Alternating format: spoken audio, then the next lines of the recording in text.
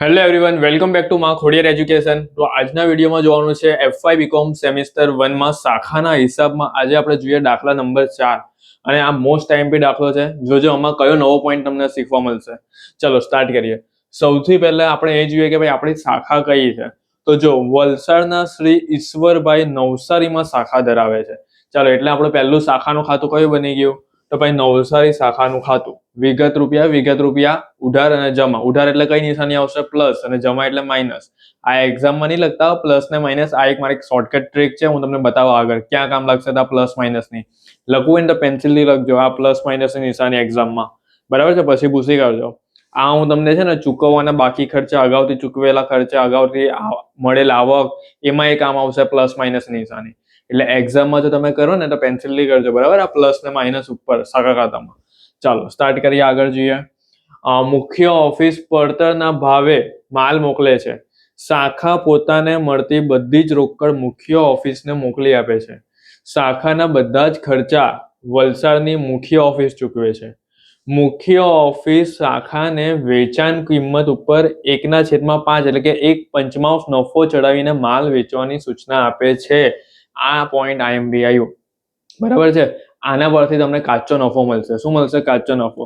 જે તમારી વેચાણ કિંમત હશે ને, જે તમારું વેચાણ હશે ને, એના ગુણ્યા આપણે 1/5 કરશું ને એટલે આપણે કાચો નફો મળશે. એટલે કે વેચાણની અંદર ઓલરેડી નફો એડ હશે. બરાબર છે, વેપાર ખાતામાં એ કામ લાગશે.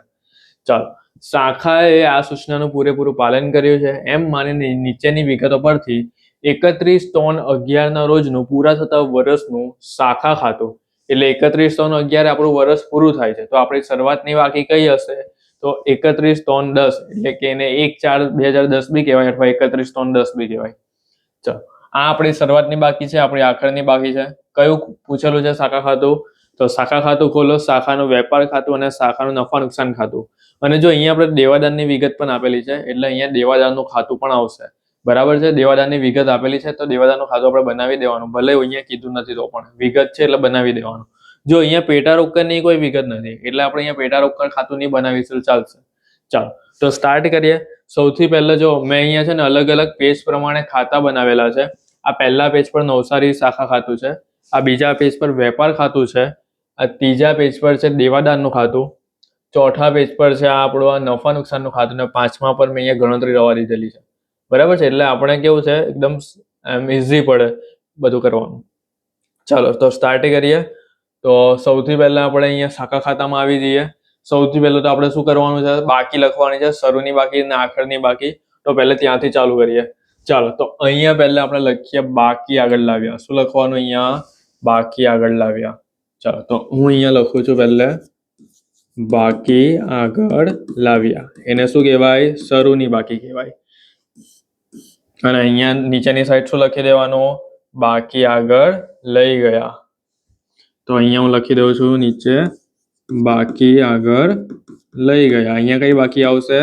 તો ભાઈ અહીંયા બધી આખરની બાકી આવશે.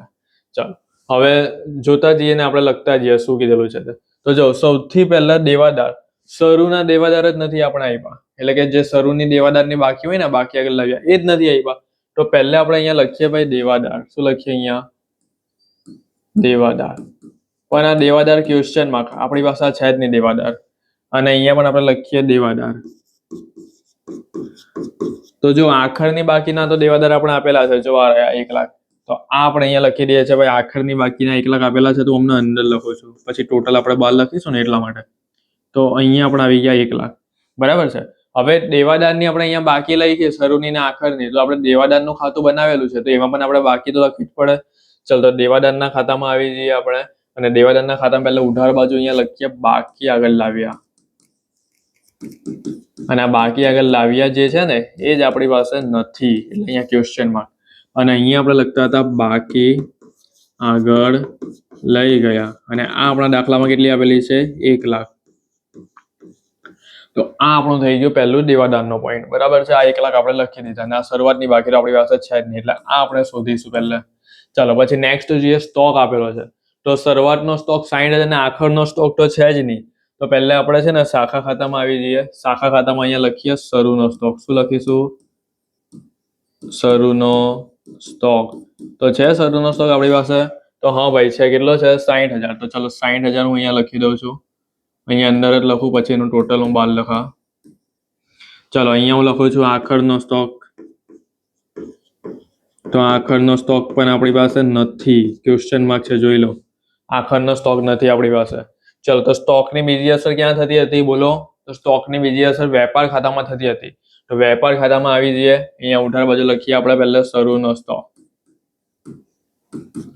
શરૂનો સ્ટોક કેટલા આપેલા છે? શરૂના સ્ટોકના 60,000. તો અહીંયા લખી દઈએ 60,000. અને આખરનો સ્ટોક આપણી પાસે નથી, એટલે તો આપણે પેલો ઉપર કાચા નફાનો પોઈન્ટ આપેલો હતો, એ મળશે આપણે પછી.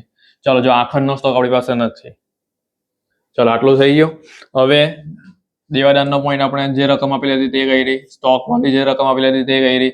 હવે આપેલું છે અગાઉથી ચૂકવેલો વીમો.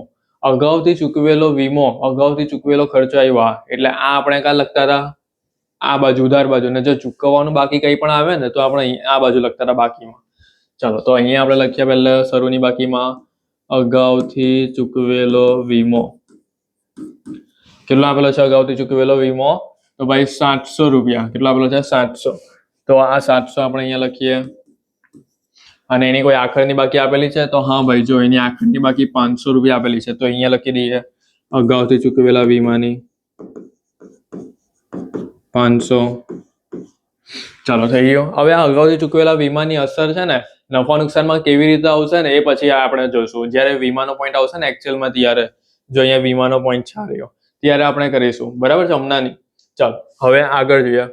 આ અગાઉથી ચૂકવેલો વીમો થઈ ગયો. હવે ચૂકવવાનો બાકી પગાર. તો ચૂકવવાનો બાકી પગાર આવ્યો, ચૂકવવાનો બાકી કોઈ બી ખર્ચા આવે ને ત્યારે આપણે શું કરવાનું? પહેલા તો એની શરૂની અને આખરની બાકી આપેલી હોય ને એ પ્રમાણે ગણતરી કરવાની. તો અહીંયા પહેલા જમા બાજુ લખવાનું બાકી આગળ લાવ્યા, ચૂકવવાનો બાકી પગાર. ચલો કેટલો છે શરૂનો ચૂકવવાનો બાકી પગાર? તો ભાઈ 1500 છે. તો 1500 અહીંયા લખી દઈએ. અને બાકી આગળ લઈ ગયા અહીંયા આવશે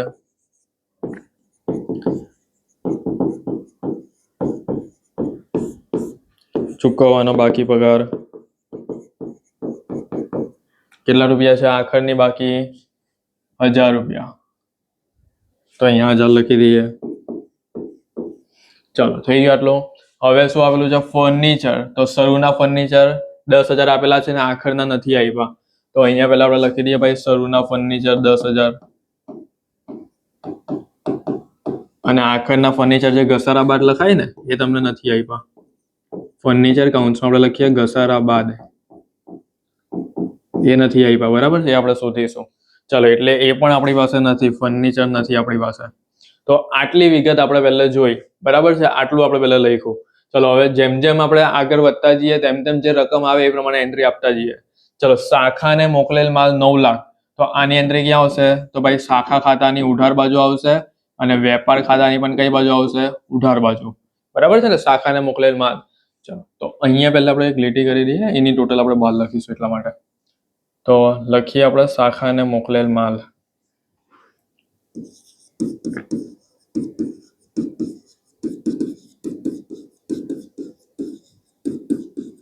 શાખાને કેટલો માલ મોકલેલો છે આપણે? 9 લાખનો. તો 9 લાખ અહીંયા લખી દઈએ. ચલો વેપાર ખાતામાં પણ આવી જઈએ. અહીંયા શાખાને મોકલેલ માલ.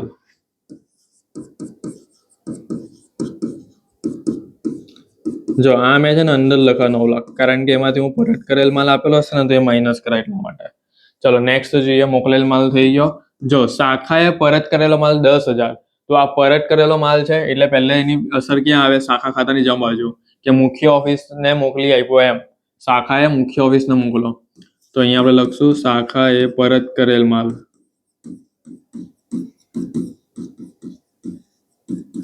ચાલો કેટલો માલ પરત કર્યો? 10,000 નો. તો એ બાર લખી દઈશું. ના પરત કરેલા માલની અસર ક્યાં આવશે? તો ભાઈ વેપાર ખાતામાં મોકલેલ માલમાંથી માઇનસ કરીશું પરત કરેલો માલ 10,000. એટલે 12 રકમ આવશે આપણે કેટલી? 9 લાખમાંથી 10,000 જાય એટલે 8,90,000 બહાર આવશે. થઈ ગયો આટલું. ચલો નેક્સ્ટ જોઈએ. મોકલેલ માલ થઈ ગયો, પરત કરેલ માલ થઈ ગયો. હવે રોકડ વેચાણ આપેલું છે. ચલો રોકડ વેચાણ તો ખબર છે ને, શાખા ખાતાની જમણી બાજુ આપણે શું હેડિંગ આપતા હતા? રોકડ ઓબ્લિક બેંક. તો એની અંદર આપણે લખીએ છીએ રોકડ વેચાણ. તો આ રોકડ વેચાણ કેટલું આપેલું છે? 4,50,000. તો આ 4,50,000 અહીંયા લખી કાઢીએ. ચલો પછી આપણે વેચાણ ક્યાં આવતું હતું? તો ભાઈ વેપાર ખાતામાં પણ આપણે વેચાણ લખતા હતા. તો અહીંયા હું હેડિંગ આપું પહેલે વેચાણ.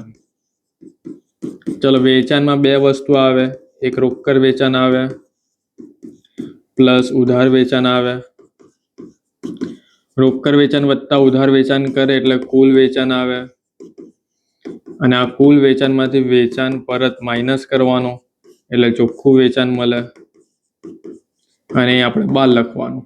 ચલો અમને આપણી પાસે રોકડ વેચાણ કેટલું છે? તો ભાઈ 4,50,000. તો અહીંયા હું લખી દઉં છું 4,50,000 રોકડ વેચાણ છે ખાલી. ચલો આટલું થઈ ગયું. હવે નેક્સ્ટ આગળ જોઈએ. રોકડ વેચાણ સુધી આપણું કમ્પ્લીટ. ભાડું, કરવેરા, વીમો કેટલો આપેલો છે? 60,000. ચલો તો પહેલે તો આપણે પેલા અહીંયા ખબર મુખ્ય ઓફિસ શાખા માટે જે પણ કઈ ખર્ચ કરે એ શાખા ખાતાની ઉધાર બાજુ રોકડ / બેંકમાં લખાય. તો રોકડ / બેંક કયા કયા ખર્ચા આપેલા છે? ભાડું, કરવેરો અને વીમો. તો અહીંયા લખી દઈએ આપણે ભાડું, કરવેરો અને વીમો બધું સાથે જ છે. કેટલા રૂપિયા છે ભાડું, કરવેરા, વીમો? તો ભાઈ 60,000 છે. ચલો તો 60,000 અહીંયા લખી દઈએ. ચલો તો હવે આની બીજી અસર ક્યાં થાય? તો ખબર છે ને આની બીજી અસર ક્યાં થાય? તો ભાઈ નફા નુકસાનની ઉધાર. પણ પહેલે આપણા બધા ખર્ચની એન્ટ્રી મારીએ ને. અહીંયા જાહેરાત ખર્ચ આપેલો છે તમને. કેટલો આપેલો છે જાહેરાત ખર્ચ? તો ભાઈ જાહેરાત ખર્ચ તમને આપેલો છે 20,000. હવે આ ધ્યાનથી જોજો. અહીંયા તમને છે ને મજૂરી પગાર સાથે આપેલો છે 10,000. તો અહીંયા જો અહીંયા હું લખું છું મજૂરી પગાર. આની એન્ટ્રી તમારે ખાસ જોવાની છે 10,000. ચલો ડાયરેક્ટ બધા મેં 12 જ લખી કાઢ્યા છે. તો આ 3 ખર્ચાની અસર થઈ ગઈ. હવે આપણે પહેલા ચાલ્યા જઈએ નફા નુકસાન ખાતામાં. તો જો પહેલા આપણે લખીએ ભાડું, કરવેરો અને વીમો. કેટલા હતા? 60,000. આ આપણું આવી ગયું નફા નુકસાનનું ખાતું. ચાલો અહીંયા હું લખું છું પહેલા ભાડું, કરવેરો અને વીમો બધું સાથે જ છે એટલે વીમો આવી ગયો એમ અંદર. કેટલા રૂપિયા છે? તો ભાઈ 60,000. તો અહીંયા હું લખી દઉં 60,000. હવે આ 60,000 માંથી મારી પાસે બીજા અહીંયા કશે કઈ વીમો એવું કઈ છે અહીંયા? તો હા ભાઈ જો મારી પાસે અહીંયા બે વીમો છે, એક 700 અને એક 500. હવે આ અગાઉથી ચૂકવેલો વીમો છે. હવે ખબર છે તમને પહેલે જ કીધું કે આપણે નફા નુકસાનમાં કામ લાગશે પ્લસ માઇનસ નિશાની. તો જો મેં તમને અહીંયા પ્લસ માઇનસ નિશાની કેમ કરાવી બોલો? કારણ કે આપણું શાખા ખાતું આ રહ્યું. તો જો ઉધાર બાજુ એટલે પ્લસ, જમા બાજુ એટલે માઇનસ. ચાલો બોલો ઉધાર બાજુ તમને વીમો ક્યાં દેખાય છે? આના સિવાય વીમો ક્યાં દેખાય? તો જો આ રહ્યો અગાઉથી ચૂકવેલો વીમો 700 અને અહીંયા પણ જો આ રહ્યું છે ને અગાઉથી ચૂકવેલો વીમો જો 500. તો ઉધાર બાજુનો વીમો જે છે એ પ્લસ થાય ને જમા બાજુનો વીમો શું થાય? માઇનસ થાય. તો અહીંયા આપણે લખી કાઢીએ અગાઉથી ચૂકવેલો વીમો.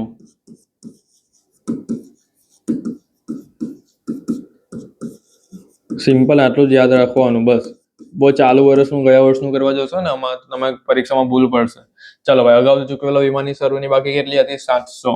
તો એ આપણે પ્લસ કરીએ છીએ જે ઉધાર બાજુ હતું ને શાખામાં અને અહીંયા 500. ચલો તો કેલ્સી લઈ લઈએ આપણે. કેટલા આવશે જોઈએ?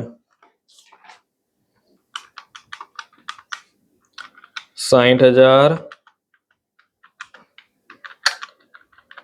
કેલ્સી પણ નહીં ચાલતું. કઈ નહીં ચાલો મોડે જ કરી નાખીએ. જો 60,000 વત્તા 700 કરીએ એટલે 60,700 આવશે. એમાંથી તમે 500 માઇનસ કરશો એટલે 60,212 આવશે. કેટલા આવશે? 60,200. ચાલો તો આ આપણો થઈ ગયો ભાડું, કરવેરો, વીમો.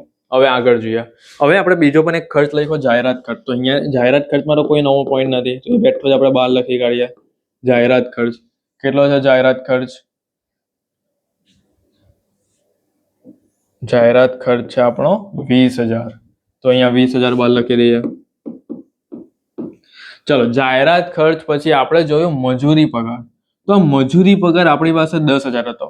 તો આ મજૂરી અને પગાર હવે તમે અહીંયા કન્ફ્યુઝ થાવ કે સર આ તો મજૂરી અને પગાર બંને આવ્યું. મજૂરી તો આપણે વેપાર ખાતાની ઉધાર બાજુ નહીં લખીએ અને પાછો અહીંયા પગાર છે અને આપણે પગારમાં પાછો પેલો ચૂકવવાનો બાકી પગાર વાળો પણ પોઈન્ટ છે. તો આમાં શું કરવાનું? ચાલો તો સૌથી પહેલા છે ને હું તમને એક વસ્તુ અહીંયા એ કહું છું.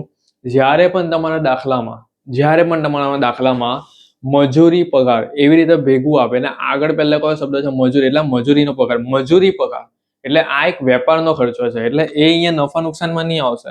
જો ધ્યાન રાખો, પહેલા અહીંયા શું આપેલું તમને મજૂરી પગાર, એટલે આ જે છે ને મજૂરી આપેલી છે, ટૂંકમાં શું આપેલી છે મજૂરી જ આપેલી છે. આ તમને અહીંયા આગળ કયો શબ્દ છે મજૂરી, એટલે આ જે ખર્ચો આવશે ને એ વેપાર ખાતાની ઉધાર બાજુ આવશે તમને, બરાબર છે. આ એક મજૂરી તમને આપેલી છે, તો વેપાર ખાતામાં આપણે આવી જઈએ. હવે તો વેપાર ખાતામાં ઉધાર બાજુ આપણે લખીશું અહીંયા મજૂરી, મજૂરી પગાર. ચલો કેટલી છે મજૂરી પગાર આપણી, તો મજૂરી અને પગાર છે આ રહી 10,000. તો 10,000 મેં અંદર લખું. કેમ અંદર લખ્યા, કારણ કે પેલું ચૂકવવાનું બાકી વાળું એ બધું કરવાનું જ ને, તો પ્લસ અહીંયા લખું પેલા ચૂકવવાનો બાકી પગાર, માઇનસ અહીંયા લખું ચૂકવવાનો બાકી પગાર. ચલો પ્લસ એટલે કઈ, તો શાખા ખાતાના ઉધાર બાજુનો જે પગાર છે, જો ક્યાં છે તો ભાઈ આ રહ્યો 1,000. તો આ જે છે ને જો ઉધાર બાજુ એટલે પ્લસ, એટલે જ મેં કરાવ કે કન્ફ્યુઝન નહીં થાય. આ બહુ ઇઝી રીત છે, આટલું જ ખાલી યાદ રાખો. અને જમા બાજુનો પગાર 1,500 શું કરવાનો માઇનસ, તો ઉધાર બાજુ કેટલો હતો આપણો 1,000, તો 1,000 વાળો પગાર પ્લસ કરીશું અને 1,500 વાળો માઇનસ કરીશું. ચલો તો 10,000 વત્તા 1,000 એટલે 11,000, 11,000 માઇનસ 1,500 એટલે 12 આવશે 9,500. તો આપણો થઈ ગયો મજૂરી પગારનો પોઈન્ટ પૂરો, બરાબર છે. સિમ્પલ છે, આટલું જ હતું. ચલો નેક્સ્ટ જોઈએ. આ ખર્ચા આપણા થઈ ગયા. ગ્રાહકોએ શાખાને પરત કરેલ માલ 12,000, એટલે આ દેવાદારના ખાતાની વિગત આવી. અને આનું બીજું નામ તમને ખબર જ છે, વેચાણ પરત. ગ્રાહકો જ્યારે પણ માલ પરત કરે ને એને વેચાણ પરત કહેવાય. શું કહેવાય? વેચાણ પરત. તો વેચાણ પરતની એન્ટ્રી પહેલા વેપાર ખાતામાં આવશે. કેટલું છે વેચાણ પરત આપણું 12,000 છે. તો આ 12,000 આપણે જો અહીંયા લખી કાઢીએ, આ રહ્યું લખેલું છે અહીંયા આપણે વેચાણ પરત 12,000. અને આની બીજી અસર દેવાદાર ખાતાની જમા બાજુ આવશે વેચાણ પરત 12,000. ચાલો નેક્સ્ટ જોઈએ આગળ. હવે શું આપેલું છે, વેચાણ પરતનો પોઈન્ટ થઈ ગયો. ગાલખાત, તો ગાલખાત ક્યાં આવે? આ 5,000 ગાલખાત. તો 5,000 આ ગાલખાત જે છે એની બે અસર થાય, ખબર જ છે તમને, નફા નુકસાન ખાતાની ઉધાર બાજુ અને દેવાદાર ખાતાની જમા બાજુ. તો આપણે નફા નુકસાન ખાતાની ઉધાર બાજુ આવી જઈએ, દેવાદાર ખાતાની જમા બાજુ આવી જઈએ. ગાલખાત બોલો કેટલી છે ગાલખાત? 5,000. સિમ્પલ જ એન્ટ્રી આપવાની છે બધી, બસ ખાલી યાદ રહેવું જોઈએ કઈ એન્ટ્રી ક્યાં આવે. અહીંયા લખી દઈએ ગાલખાત 5,000 થઈ ગયો. ચાલો નેક્સ્ટ જોઈએ આગળ. ગાલખાતનો પોઈન્ટ પૂરો થઈ ગયો આપણો. હવે આગળ શું આવે છે? ચલો દેવાદારોને આપેલ વટાવ. જો દેવાદારોને આપેલ વટાવ કેટલો છે? 15,000. તો પહેલા તો ખબર જ છે, આની પહેલા પણ આ પોઈન્ટ આવી ગયો છે. દેવાદાર ખાતાની જમા બાજુ આવશે અને નફા નુકસાન ખાતાની ઉધાર બાજુ. તો દેવાદાર ખાતાની જમા બાજુ આવી જઈએ, લખી દઈએ અહીંયા આપેલો વટાવ. દેવાદારને લગતી માહિતી આવી ગયા. કેટલો છે આપેલ વટાવ? તો ભાઈ 15,000 છે, તો અહીંયા લખી દઈએ 15,000. અને આની બીજી અસર થશે નફા નુકસાન ખાતાની ઉધાર બાજુ, આપેલ વટાવ 15,000 થઈ ગયો. ચલો આપેલ વટાવ પછી છે આપેલ વટાવનો પોઈન્ટ થઈ ગયો, ગાલખાતનો પોઈન્ટ થઈ ગયો. ગ્રાહકો પાસેથી શાખાને મળેલ રોકડ. કેટલી મળેલી છે રોકડ? 7,50,000. એટલે આ તમને જે આપેલી છે ને કે ભાઈ ગ્રાહકો પાસેથી શાખાને મળેલ રોકડ, એ રોકડ ઉઘરાણી છે. શું છે? રોકડ ઉઘરાણી. તો આની બે અસર થશે, એક દેવાદાર ખાતાની જમા બાજુ તો થશે જ, રોકડ ઉઘરાણી. કેટલી આવેલી છે રોકડ ઉઘરાણી? તો ભાઈ 7,50,000. આ 7,50,000 ની બીજી અસર ક્યાં થશે? શાખા ખાતાની જમા બાજુ રોકડ ઓબ્લિક બેંકના શીર્ષકમાં થશે. તો અહીંયા લખી દઈએ રોકડ ઉઘરાણી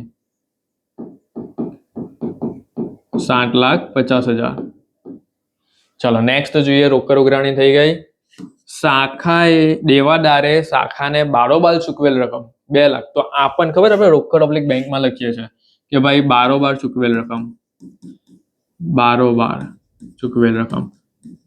એટલે આમાં શું હોય ખબર? કે દેવાદાર જે ગ્રાહક હોય ને ડાયરેક્ટ મુખ્ય ઓફિસને પૈસા આપી દે. કેટલા છે? 2 લાખ.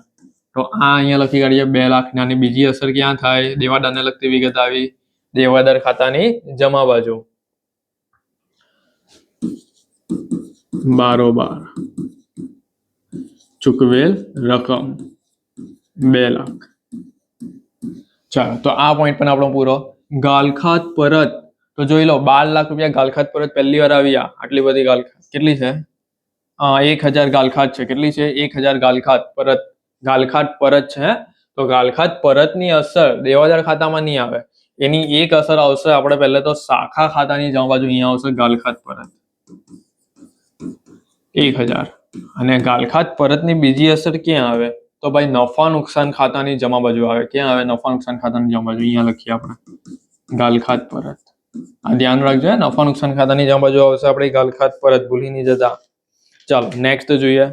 ગાલખાત પરતનો પોઈન્ટ પૂરો થઈ ગયો. કુલ વેચાણ. અહીંયા કુલ વેચાણ તમને કેટલું આપેલું છે? 12 લાખ આપેલું છે. ચલો હવે આ પોઈન્ટ ધ્યાનથી જોજો. હે, કુલ વેચાણ 12 લાખ. એમાંથી આપણે રોકડ વેચાણ અને ઉધાર વેચાણ કેવી રીતે અલગ પાડીશું ને એ જોજો. તો પહેલે અહીંયા આપણે આવી જઈએ આપણા વેપાર ખાતામાં. ચલો વેપાર ખાતામાં આપણે આવી ગયા અને વેપાર ખાતામાં આવી ગયા અને આપણે અહીંયા કીધું કે ભાઈ કુલ વેચાણ તમારું આવશે 12 લાખ. કેટલું આવશે? 12 લાખ. તો હું કુલ વેચાણમાં અહીંયા કેટલા લખી દેવા? 12 લાખ પહેલા તો. ચાલો હવે આ 12 લાખમાંથી હું આ 4,50,000 માઇનસ કરા તો 12 લાખ માઇનસ 4,50,000 એટલે 7,50,000 મને કયું વેચાણ મળી ગયું? ઉધાર વેચાણ. બોલો આ અહીંયા ક્વેશ્ચનમાં કરતો તો ઉધાર વેચાણની રકમ મળી ગઈ 7,50,000. ખબર પડી કેવી રીતે મળી? રીતે તમને 12 લાખ કુલ વેચાણ હતું, એમાંથી મેં રોકડ વેચાણ માઇનસ કર્યું એટલે મને ઉધાર વેચાણ કેટલું મળી ગયું? 7,50,000. હવે હું આ ઉધાર વેચાણની અસર મારા દેવાદારના ખાતામાં કઈ બાજુ આપી દઉં? ઉધાર બાજુ. કે અહીંયા ભાઈ ઉધાર વેચાણ. તો આ મને અહીંયા મળી ગયું ઉધાર વેચાણ 7,50,000. ચાલો આટલું આઈડિયા આવી ગઈ કે ઉધાર વેચાણ આપણે મળી ગયું. તો અહીંયા 12 ચોખ્ખું વેચાણ કેટલું આવશે એ જોઈએ કે ભાઈ 12,000 આપણું 12 લાખ આપણું કુલ વેચાણ હતું, એમાંથી 12,000 વેચાણ પરત એટલે 11,88,000 એ આપણું આવ્યું ચોખ્ખું વેચાણ. કયું વેચાણ આવ્યું? ચોખ્ખું વેચાણ. હવેનો પોઈન્ટ અહીંયા ધ્યાનથી જોજો. હે, અહીંયા આપણે ખબર પેલું વેચાણ કિંમત ઉપર 1/5 નફો ચઢાવીને માલ વેચવાની સૂચના આપે છે એટલે કાચો નફો. તો અહીંયા હવે આપણે કાચો નફો મળશે. જોજો અહીંયા આપણે શું મળશે? કાચો નફો મળશે. આપણી પાસે અહીંયા કાચો નફો પણ નથી, આખર સ્ટોક પણ નથી. પણ જો હું કાચો નફો હવે કેવી રીતે લાવવા? પહેલા થોડું આગળનું આપણે જોઈ લઈએ, પછી ખાતા બંધ કરીએ એ તરફ જઈએ. તો કુલ વેચાણનો પોઈન્ટ પૂરો. ચલો હવે અહીંયા આપણે આવી જઈએ પહેલા શાખાને મોકલેલ ફર્નિચર 4,000. હવે આ પોઈન્ટ એટલે ઇન્ટરેસ્ટિંગ છે. જો આમાં હું ઘસારો કેવી રીતે તમને શીખવાડતા. મસ્ત ઘસારો આવશે આમાં. 10% ઘસારો આવે પણ કેવી રીતે ઘસારો ગણાશે ને એ હું તમને શીખવાડું. જો પહેલે તો આ શાખાને મોકલેલ ફર્નિચર 4,000. તો શાખા ખાતાની ઉધાર બાજુ આપણે લખતા હતા. યાદ છે? મોકલેલ માલ, મોકલેલ પેટા રોકડ, મોકલેલ ફર્નિચર. તો આ આપણો મોકલેલ ફર્નિચર છે. ચલો તો અહીંયા લખી દઉં છું શાખાને મોકલેલ ફર્નિચર 4,000 નું.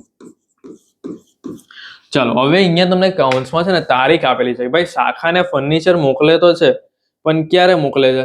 તો 1/1/11 મોકલે છે. તો આપણે અને પહેલે પણ એક ફર્નિચર મોકલેલું જો શરૂઆતમાં અહીંયા 10,000 નો, અને આખરનું ફર્નિચર તો આપણી પાસે છે જ નહીં. જો ને અહીંયા તો આખરનું ફર્નિચર પણ આપણે શોધવું પડશે. તો અને બીજી એક વસ્તુ કે અહીંયા તમને ઘસારાનો દર પણ આપેલો 10% અને તારીખ પણ આપેલી કે ભાઈ આ 4,000 ક્યારે મોકલે છે. તો હવે તમે ઘસારો કેવી રીતે ગણશો ને કઈ કિંમત પર ગણશો? અને આ પોઈન્ટ તમને છે ને શોર્ટ ક્વેશ્ચનમાં પણ આવશે. એટલે આ પોઈન્ટ ધ્યાનથી હવે શીખી લેજો. ચલો હવે બીજી કોઈ રકમ અહીંયા બાકી નથી આપણી પાસે. ચલો હવે આ જે બધી ક્વેશ્ચન માર્ક વાળી રકમ ને આ જે બધી એમ હિડન જે પેલું કહેવાય ને કે ભાઈ આ રકમ આપેલી હોય પણ એની પરથી બીજી રકમ ઓટોમેટિક મળે, જેવી રીતે આપણે ઉધાર વેચાણ લઈ આવ્યા. હવે હું તમને અહીંયા છે ને ઘસારો શોધતા શીખવાડા, પછી ઘસારાની આખરની બાકી કેવી રીતે લાવવાની એ પણ શીખવાડા. પછી બીજી એક વસ્તુ કે દેવાદારના ખાતામાં બાકી આગળ લાવ્યા આપણે કેવી રીતે લાવ્યા એ તમને આઈડિયા આવશે હમણાં. કે ભાઈ ઉધાર વેચાણ લાવ્યા ને તો જમા બાજુનો સરવાળો કરીશું, એમાંથી ઉધાર બાજુનું ઉધાર વેચાણ માઇનસ કરીશું એટલે ઉધાર બાજુની બાકી આગળ લાવ્યા મળી જશે દેવાદારના ખાતામાં. પછી આ વેપાર ખાતામાં પણ બંને બાજુ ડિફરન્સ. જો અહીંયા કાચો નફો પણ નથી ને આખર સ્ટોક પણ નથી. તો આવા કિસ્સામાં આપણે શું કરીશું? તો આ દાખલો મોસ્ટ આઈએમપી છે એટલે મેં તમને પહેલા કીધેલું આખો દાખલો ધ્યાનથી સમજી લો. આ દાખલો એક્ઝામમાં પણ આવી શકે. આઈએમપી છે, આવા પોઈન્ટ આવી શકે એમ એક્ઝામમાં. ચલો તો હવે આપણે પહેલા સ્ટાર્ટિંગ કરીએ, ગણતરીના ભાગમાં આવી જઈએ. હવે ગણતરી આપણે કામની છે મેઇન. જો પહેલે નફા નુકસાન ખાતામાં આપણી પાસે એક રકમ નથી, હજુ ઘસારો એ આપણે શોધીશું હમણાં. ચાલો તો આપણે આવી ગયા ગણતરીના વિભાગમાં. હવે હું અહીંયા તમને બધી ગણતરી મસ્ત શીખવાડી દેવા. જો સૌથી પહેલે હું તમને પોઈન્ટ ક્લિયર કરાવ ફર્નિચરનો. કયો પોઈન્ટ ક્લિયર કરાવવા? ફર્નિચરનો. તો આપણી પાસે ફર્નિચરમાં બે વસ્તુ આપણે જોઈએ છે, એક ઘસારો, અને આ ઘસારો આપણે ક્યાં લખીશું? નફા નુકસાન ખાતાની ઉધાર બાજુ. અને બીજો પોઈન્ટ આપણે જોઈએ છે ભાઈ ફર્નિચરની આખરની બાકી. શું જોઈએ છે? ફર્નિચરની આખરની બાકી. અને આ આખરની બાકી આપણે ક્યાં લખવાની છે? શાખા ખાતામાં જમા બાજુ. પણ આ આખરની બાકીમાંથી આપણે કઈ કિંમત માઇનસ કરવાની? ઘસારાની. એટલે ઘસારા બાદ કિંમત આપણે જોઈએ છે. આ આખરની બાકીની કઈ કિંમત જોઈએ છે? આપણે ઘસારા બાદ એ આપણે લખવાની છે. એટલે પહેલે આપણે ફર્નિચરનો ઘસારો અને ફર્નિચરની આખરની બાકી છે કેવી રીતે શોધીશું? ચાલો સ્ટાર્ટ કરીએ. સૌથી પહેલે મારું વર્ષ ચાલુ થયું ત્યારે મારી પાસે શરૂના ફર્નિચર કેટલા હતા? તો ભાઈ જો આ રહ્યા શરૂના ફર્નિચર મારી પાસે હતા 10,000. કેટલા હતા? 10,000. તો મેં અહીંયા લખું છું 10,000. 10,000 મારી પાસે હતા શરૂના ફર્નિચર. વધતા મેં જેમ જેમ આગળ વધતો ગયો એમ મુખ્ય ઓફિસે મને પાછા એક ફર્નિચર મોકલા. કઈ તારીખે? 1/1/11. તો અહીંયા મને બીજા ફર્નિચર મળ્યા. શાખાને મોકલેલ ફર્નિચર. શાખાને મોકલેલ ફર્નિચર. કેટલાનું ભાઈ ફર્નિચર મોકલા? બીજા 4,000 ના ફર્નિચર મારી પાસે આવી ગયા. તો ટોટલ હવે શાખા પાસે કેટલાના ફર્નિચર છે? 14,000 ના ફર્નિચર છે. હવે આમાંથી આપણે કુલ ઘસારો માઇનસ કરીશું. કુલ ઘસારો. હવે કુલ ઘસારો માઇનસ કરીશું પછી જે રકમ મળશે ને એ આપણી આવશે ફર્નિચરની આખરની બાકી. કઈ આવશે? ફર્નિચરની આખરની બાકી. એ આપણે લખીશું શાખા ખાતાની જમા બાજુ. અને આ કુલ ઘસારો આપણે ક્યાં લખીશું? નફા નુકસાન ખાતાની ઉધાર. પણ હવે એ પ્રશ્ન રહ્યો કે સર આ કુલ ઘસારો કેવી રીતે શોધાશે? અને કુલ ઘસારો એટલે શું? તો કુલ ઘસારો એટલે શું ખબર છે? કે ભાઈ આ શાખાનું શરૂનું ફર્નિચર 10,000 છે એની પર પણ આપણે ઘસારો ગણીશું. ફર્નિચર તો મોકલું ને, અને આ જે નવું ફર્નિચર 4,000 જે મોકલું ને તારીખ વાળું એની પર પણ આપણે ઘસારો ગણીશું. અને અહીંયા જો ફર્નિચર પર 10% લેખેનો ઘસારો તમને દર આપેલો છે ભાઈ 10%નો દર છે. ચાલો જોઈએ. તો સૌથી પહેલા શરૂનું ફર્નિચર જે છે તો એની પર આપણે જો ટકાનો બંનેમાં આવશે 10%. અહીંયા પણ આવશે 10%. બરાબર છે? બંને પર 10% આવશે. હવે મેઇન પ્રશ્ન એ રહ્યો કે સર શરૂના ફર્નિચર પર અમારે કેટલા મહિનાનો ઘસારો ગણવાનો? અમને આ તો ખબર પડી ગઈ કે ચાલ ભાઈ આ તારીખ આટલી આપેલી છે તો આ તારીખથી જ્યારે વર્ષ પૂરું થાય છે એ તારીખનો ઘસારો લેવાનો હોય. પણ આ શરૂના ફર્નિચર પર તો હંમેશા યાદ રાખો શરૂનું ફર્નિચર એ જ્યારે વર્ષ ચાલુ થાય ત્યારે તમને મોકલવામાં આવે છે અને વર્ષ પૂરું થાય ત્યાં સુધી હોય છે. એટલે એની પર વાર્ષિક ઘસારો એટલે પૂરેપૂરો 12 મહિનાનો ઘસારો એની પર આવશે. એટલે આપણે અહીંયા કોઈ માસ લખવાના નથી. કેમ? કારણ કે 12 મહિના ટોટલ ઘસારો. તો 10,000 વત્તા 10% એટલે આનો જે ઘસારો આવશે 1,000 રૂપિયા. તો પહેલા શરૂના ફર્નિચર પર ઘસારો આવી ગયો 1,000. ચાલો જો ની સમજ પડી તો 10,000 વત્તા 10% એટલે 1,000 આવી ગયું. બરાબર છે? અને 12 મહિના એટલે 12/12 તો રહ્યું કઈ નહીં તો 1,000 જ રહ્યા. એવી રીતે 12 મહિનાનો ઘસારો આવી ગયો એમ શરૂના ફર્નિચર પર. બોલો એક પોઈન્ટ ક્લિયર થયો. નોંધ લખી દો હાસ્યમાં કે હંમેશા શરૂના ફર્નિચર પર પૂરેપૂરો ઘસારો ગણાય. એટલે જે દર આપેલો હોય ને પૂરેપૂરો, કોઈ મહિનાનો એમાં આવે જ નહીં. કારણ કે શરૂનું ફર્નિચર છે તો એ આખર સુધી સાથે હોય એમ. ચાલો હવે આ જે ફર્નિચર છે ને એ આપણે ક્યારે મૂકવું? તો ભાઈ 1/1/11. તો 1/1/11 થી આપણું વર્ષ ક્યારે પૂરું થાય છે? તો ભાઈ 31/3/11. 1/1/11 થી 31/3/11. ચલો કેટલા મહિના થાય છે? તો જો આ પહેલો મહિનો તો ગણવાનો જ છે, સાથે સાથે બીજો મહિનો ને આ ત્રીજો મહિનો. તો પહેલો, બીજો ને ત્રીજો. તો 3 મહિનાનો ઘસારો અહીંયા લાગે. કેટલા મહિનાનો ઘસારો લાગે? 3 મહિના. તો ચાલો 3 મહિનાનો ઘસારો લાગશે તો આપણે ઘસારો કેવી રીતે શોધીશું આ 4,000 પર? તો 4,000 ગુણ્યા આપણો ઘસારાનો દર 10% ગુણ્યા 3/12. તો ચાલો કરીએ 4,000 ગુણ્યા 10% ગુણ્યા 3/12. તમારો ઘસારો આવ્યો 100 રૂપિયા. આની પર ઘસારો કેટલો લાગી ગયો? 100 રૂપિયા. તો ચાલો આ 1,000 ને આ 100 તો ટોટલ તમારો ઘસારો કેટલો આવ્યો? 1,100. કેટલો આવ્યો? 1,100. તો આ 14,000 માઇનસ 1,100. તો આપણી ફર્નિચરની આખરની બાકી કેટલી આવી? 12,900. બોલો ખબર પડી ગઈ? કઈ એકદમ મસ્ત સમજાયું છે. કઈ ગોખણ પત્તી નથી, કઈ નથી. એકદમ ઇઝીલી તમને શીખવાય કે ઘસારો કેવી રીતે શોધાય. બરાબર છે? અને હજુ તો કઈ નથી. ઘસારાના એવા પોઈન્ટ આવશે ને, ઘટતી જતી બાકીની પદ્ધતિ આવશે ને ત્યારે જોજો એક્ઝામમાં એ પોઈન્ટ પણ આવે છે. આ સીધી લીટીની પદ્ધતિ એ ઘસારો છે. હું તમને ઘટતી જતી બાકીની પદ્ધતિએ પણ ઘસારો શીખવાડા. ઘસારો હંમેશા બે રીતે શોધાય, એક સીધી લીટી અને ઘટતી જતી. હમણાં જે દાખલા આપણે કરીએ છીએ ને સીધી લીટીનો ઘસારો આવે છે. એવા પણ દાખલા આવશે જેમાં ઘટતી જતી બાકીની પદ્ધતિ આવશે, એ પણ શીખવાડા. ચાલો તો આ 12,900 ની એન્ટ્રી આપણે આપીએ. પહેલા શાખા ખાતામાં આખરની બાકીમાં આપી દઈએ 12,900. ઘસારા બાદ કિંમત મળી ગઈ. અને પેલો ઘસારો નફા નુકસાન ખાતામાં ઉધાર બાજુ બી લખાય ને 1,100 ટોટલ આપણે લઈ આવ્યા. ચાલો તો ઘસારાની ગણતરી અહીંયા આપણી કમ્પ્લીટ થઈ ગઈ. બોલો, ખબર પડી ગઈ ઘસારો કેવી રીતે ગણવાનો? ચલો હવે આગળ જોઈએ આપણે. હવે આગળ ઘસારાનો પોઈન્ટ તો આવડી ગયો. ચલો હવે જે પેલું કાચો નફો અને આખરનો સ્ટોક બાકી છે એની ગણતરી કરી નાખીએ. તો પહેલા હું તમને કાચો નફો કરતા શીખવાડું. જો કાચો નફો તમે કેવી રીતે લાવશો? તો ગણતરી નંબર 2, વેપાર ખાતાની ઉધાર બાજુ આપણે લખીએ છીએ કાચો નફો, ડિફરન્સમાં આવે તે. તો આપણા દાખલામાં કીધેલું છે કે વેચાણ કિંમત ઉપર શું કીધેલું છે? વેચાણ કિંમત ઉપર 1/5 ભાગનો નફો ચડાવીને, એટલે આપણે નફો પહેલા તો અલગ પાડવો પડશે કાચો નફો. તો આપણી પાસે આપણું જે ચોખ્ખું વેચાણ આવ્યું હોય ને એ ગણતરી કરવાની. ચોખ્ખા વેચાણના આપણે કરવાના છે 1/5. ચાલો તો ચોખ્ખું વેચાણ આપણું કેટલું આવેલું છે? તો જો ચોખ્ખું વેચાણ આપણી પાસે હતું આ રહ્યું 11,88,000. તો આપણે અહીંયા લખીએ 11,88,000. આ 11,88,000 ના કરીશું આપણે 1/5.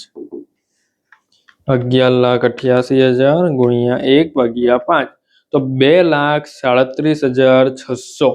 તો આ આપણો આવી ગયો કાચો નફો. હવે છે ને અડધા સ્ટુડન્ટની ભૂલ ક્યાં હોય છે ખબર છે? આ લોકો કોને 1/5 કરે? જે પેલું કુલ વેચાણ આપેલું હોય ને એના કરે. એના નથી કરવાના, ચોખ્ખું વેચાણ ના કરવાના છે. વેચાણ પરત માઇનસ કરીને પછી જે રકમ મળે ને એના તમારે આ 1/5 કરવાના છે. ખબર પડી? ચલો તો આ કાચો નફો આવી ગયો 2,37,600. તો અહીંયા આપણે લખી કાઢીએ 2,37,600. અને અહીંયા હું શોર્ટમાં લખી પણ દઉં છું, તમને આઈડિયા આવે કે 11,88,000 ગુણ્યા 1/5 આપણે હવાલામાં આપેલું હતું ઉપર, એટલે આપણે કહ્યું.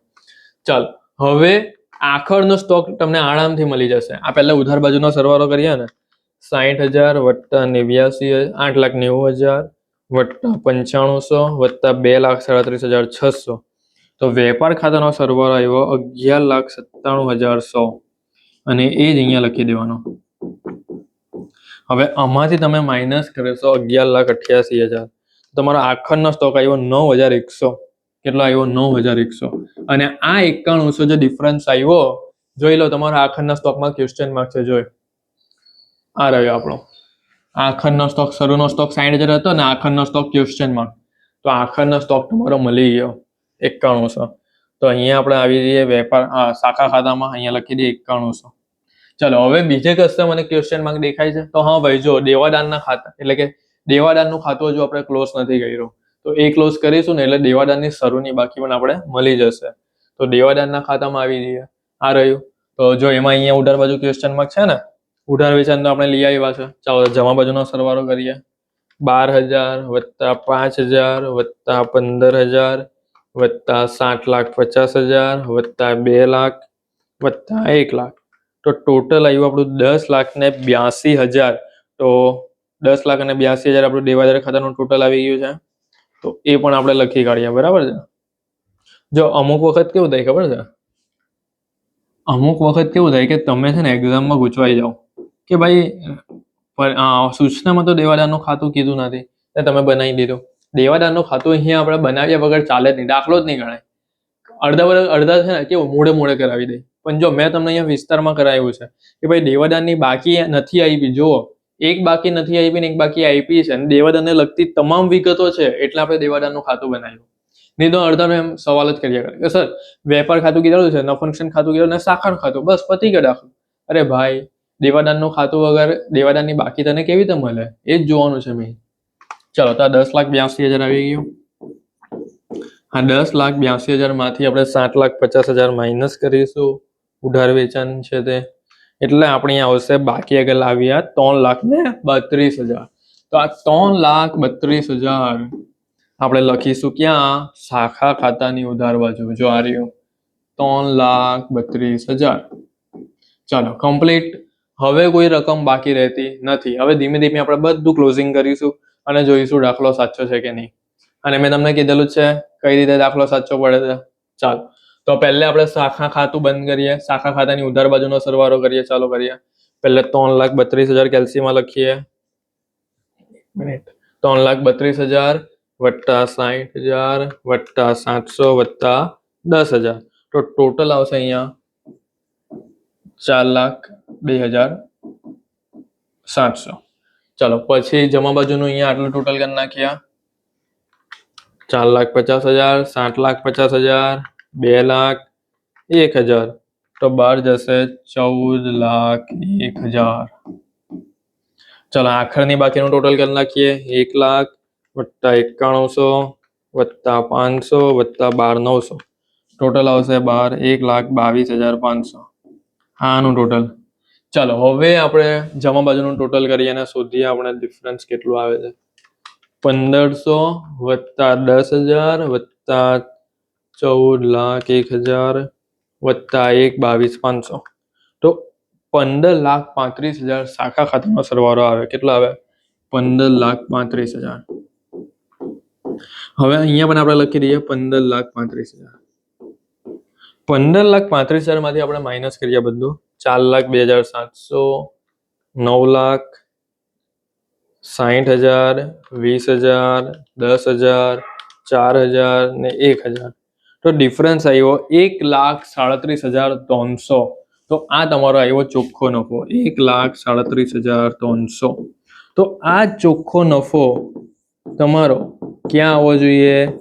નફા નુકસાન ખાતાની ઉધાર બાજુ આ જ ચોખ્ખો નફો સેમ ટુ સેમ આવે તો તમારો દાખલો સાચો. બરાબર. ચલો તો એક ખાતું આપણું ક્લોઝ થઈ ગયું, શાખા ખાતું. ચલો હવે આવી જાય વેપાર ખાતું. તો વેપાર ખાતામાં આપણો કાચો નફો કેટલો હતો? 2,37,600. તો એને આપણે લઈ જઈએ. પહેલે તો નફા નુકસાન ખાતાની જમા બાજુ અહીંયા લખીએ કાચો નફો. કેટલો આવેલો હતો કાચો નફો? 2,37,600. દેવાદારનું ખાતું તો આપણું પતી ગયું. જો હું પાછો ભૂલી ગયો. 2,37,600. ચલો હવે 2,37,600 વત્તા 1,000 એટલે આવશે 2,38,600. હવે આ 2,38,600 માંથી આપણે બધું માઇનસ કરીશું. 60,200, 20,000, 5,000, 15,000 ને 1,100. તો 1,37,300 જો આવી ગયા ને.